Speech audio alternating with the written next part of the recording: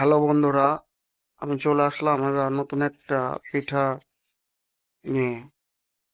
এই পিঠার গ্রাম্য ভাষায় কুশলি পিঠা বলে থাকে। বিভিন্ন গ্রাম জায়গায় বিভিন্ন নাম নাম আছে পিঠাটার। এই পিঠাটা আপনার ভাজি দিয়ে বানানো যায়, আবার আহ মিষ্টি ক্ষীর বা পায়েস দিয়েও বানানো যায়।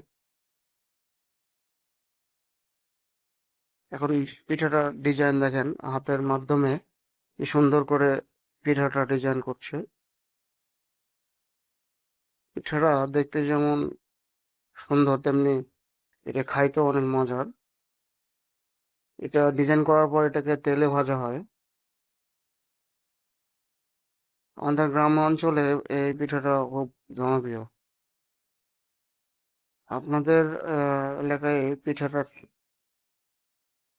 কি নাম কমেন্টে জানাবেন। আমাদের এখানে তো সকলে কুশলি পিঠা বলে চিনে বা জানে। এখন এই পিঠাগুলোকে তেলে ভাজা হবে। একটু জুম করে দেখে আপনাদের পিঠাগুলোর ডিজাইন গুলো অসাধারণ। আচ্ছা বন্ধুরা, ভালো থাকবেন। আবার দেখা হবে নতুন কোনো ভিডিও নিয়ে।